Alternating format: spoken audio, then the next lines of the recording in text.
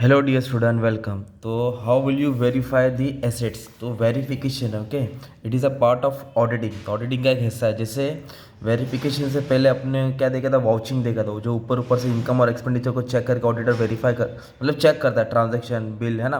वैसे ही auditor balance sheet को check करता है, वेरीफाई करता है कि वो सही है कि गलत है।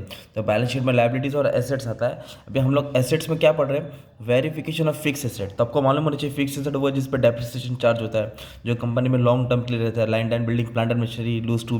तो एग्जाम में क्वेश्चन रहेगा, how will you verify land and building?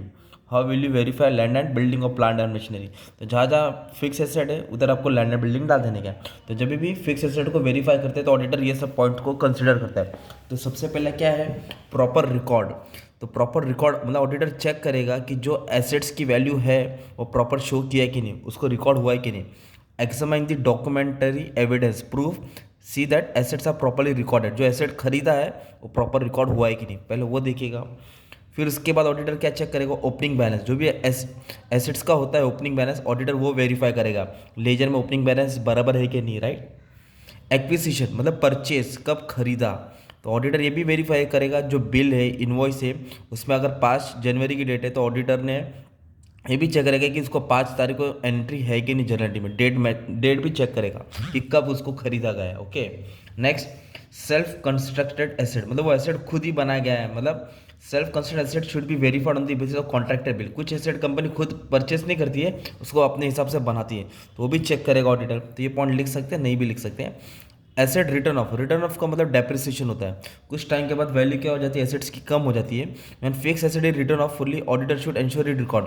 कितना कम हुआ, कितना परसेंट कम हुआ, कौन सा डेप्रिसिएशन का मेथड फॉलो करे, whether it is original cost और रिटर्न ऑन, वो ऑडिटर चेक करेगा। ऑथोरिटी मतलब कौन सा बंदा है, किसके ऑथोरिटी से सब चीज़ हो रहा है। सीधी ऑथोरिटी फॉर रिटायरमेंट और डिस्पोजल ऑफ फिक्स एसेट मतलब जब एसेट्स खत्म हो जाता है उसको डिस्पोज करते, निकाल देते, भंगार में बेच देते, तो कौन अथॉरिटी देता है, राइट।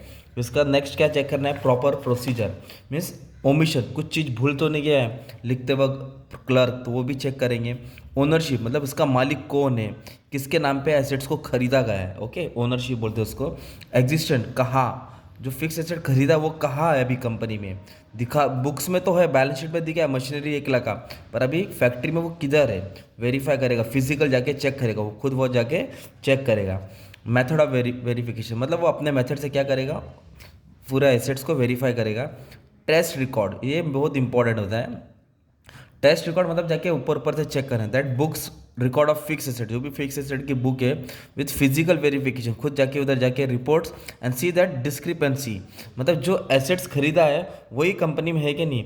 मतलब लिया है सैमसंग मोबाइल और दिखा रहा है चाइना, तो अलग हो गया ना, अलग नहीं होना चाहिए। अगर कुछ अलग है तो वो ऑडिटर उस पर एक्शन लेगा, पूछेगा कि तुमने दिखाया कुछ, खरीदा कुछ है, अमाउंट कुछ है, दिखा रहे कुछ है। ओके, चार्ज, चार्ज और लिंक का मतलब होता है गिरवी, सिक्योरिटी मतलब जो एसेट्स हमने खरीदा है उसमें कुछ गिरवी तो नहीं रखा है, मतलब एसेट्स को गिरवी तो नहीं रखा है कि अगर लोन नहीं देगा तो एसेट लेके जाएंगे, तो कितना चार्ज किया वो सब ऑडिटर चेक करेगा। ओके, लास्ट में एक पॉइंट डाल देना, ये छोड़ देना, डिस्क्लोजर डाल देना। डिस्क्लोजर का मतलब होता है कि जो फिक्स एसेट होता है उसको फाइनल अकाउंट में शेड्यूल 3 के हिसाब से कहाँ शो किया है, तो कहाँ शो करते हैं फिक्स एसेट में, टेंजिबल में। किधर आएगा वो? टेंजिबल में। Land and building, plant and machinery, furniture, वो सब। इनटेंजिबल पे गुडविल वो सब आता है। तो इसमें तो तुमको 8 पॉइंट भी लिखेंगे तो टीचर अच्छा खासा मार्क्स मिल जाएगा ना। तो ये किसका था? कॉमन पॉइंट था। चाहे तुमको लैंड एंड बिल्डिंग आए, प्लांट एंड मशीनरी आवे, लूज टूल आवे, इक्विपमेंट्स आवे, तो यही पॉइंट्स तुमको उठा के लिख देने का, ठीक है।